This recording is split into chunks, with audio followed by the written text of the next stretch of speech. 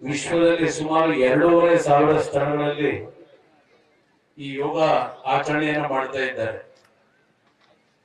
ದೇಶದ ಪ್ರಧಾನಮಂತ್ರಿಗಳು ವಿಶ್ವದಾದ್ಯಂತ ಈ ಒಂದು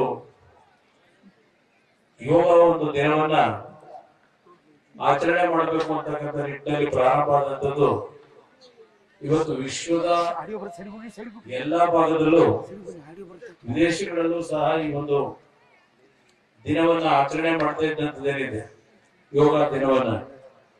ಇದು ಈಗಾಗಲೇ ನಮ್ಮ ಭಾರತದ ಸಂಸ್ಕೃತಿಯಲ್ಲಿ ಪಾರಂಪರಿಕವಾಗಿದ್ದ ಈ ಒಂದು ಯೋಗ ದಿನದಲ್ಲಿ ಪ್ರತಿದಿನ ಈಗೇನೊಂದು ಶಪಥವನ್ನ ಪ್ರತಿಜ್ಞಾ ವಿಧಿಯನ್ನ ನಿಮ್ಗೆ ಎಲ್ಲರಿಗೂ ನೀಡಿದ್ದಾರೆ. ಇತ್ತೀಚಿನ ಆರೋಗ್ಯದ ಸಮಸ್ಯೆಗಳನ್ನ ನಾವು ನೋಡ್ತಾ ಇದ್ದೇವೆ.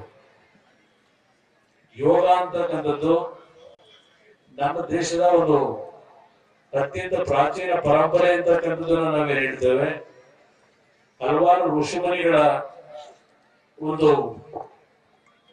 ಈ ಒಂದು ದೇಶದಲ್ಲಿ ಆಚರಣೆಯನ್ನ ಮಾಡ್ತಕ್ಕಂಥದ್ರ ಮುಖಾಂತರ ನಮ್ಮ ಆರೋಗ್ಯ ಮತ್ತು ಧ್ಯಾನ ಎರಡನ್ನೂ ನಾವು ಇವತ್ತು ಸರಿಯಾದ ರೀತಿಯಲ್ಲಿ ಜೀವನದಲ್ಲಿ ಅಳವಡಿಸ್ಕೊಂಡಾಗ ಅತ್ಯಂತ ಉತ್ತಮವಾದಂತಹ ಆರೋಗ್ಯವನ್ನು ಪಡೆಯಲಿಕ್ಕೆ ಸಾಧ್ಯ ಇದೆ. ನಾವೆಲ್ಲ ನೋಡ್ತೀವಿ, ಇತ್ತೀಚೆಗೆ ಜಿಮ್ಗಳು ಮುಗಿದೊಂದು ಅಂತಕ್ಕಂಥದನ್ನ ನಮ್ಮ ಯುವಕರು ಪ್ರತಿನಿತ್ಯ ಹೋಗ್ತಕ್ಕಂಥದ್ದು ಏನ್ ನೋಡ್ತೀವಿ.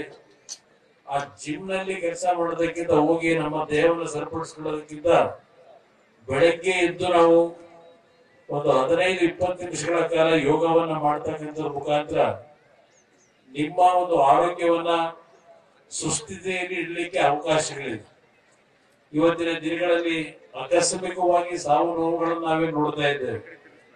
ಈ ಆರೋಗ್ಯದ ಒಂದು ಸಮಸ್ಯೆಗಳಿಂದ, ವಿಶೇಷವಾಗಿ ಹೃದಯದ ಕಾಯಿಲೆಗಳ ಮುಖಾಂತರ ಏನೋ ಒಂದು ಹಲವಾರು ಕುಟುಂಬದಲ್ಲಿ ನೋವನ್ನ ಕಾಣ್ತೇವೆ. ಇದೆಲ್ಲವನ್ನ ಸರಿಪಡಿಸ್ಲಿಕ್ಕೆ ಈ ಒಂದು ಯೋಗ ಅಂತಕ್ಕಂಥದ್ದು ಎಲ್ಲರ ಒಂದು ಆರೋಗ್ಯವನ್ನ ಸುಸ್ಥಿತಿಯಲ್ಲಿ ಇಡ್ತಕ್ಕಂಥದ್ದಕ್ಕೆ ಅವಕಾಶಗಳಿದೆ.